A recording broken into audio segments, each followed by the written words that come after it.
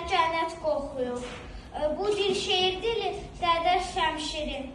Bu dil ana dilim, bu dil şipşirin.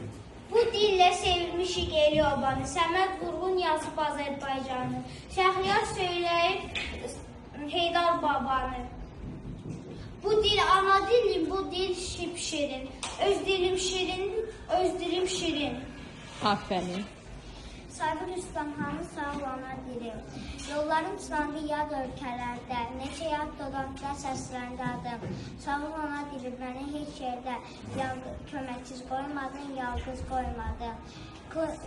Döyüşdə qılınclar sıyrıldı qından, başımın üstündə bayrağım oldu.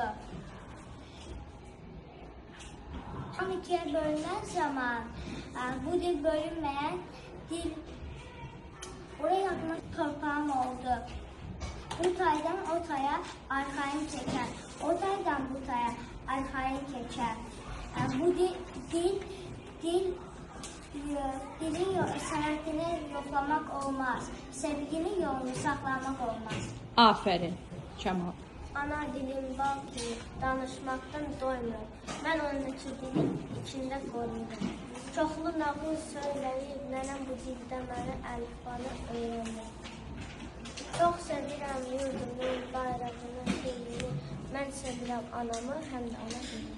Teşekkürler. Bravo! Yolarım, sinandı.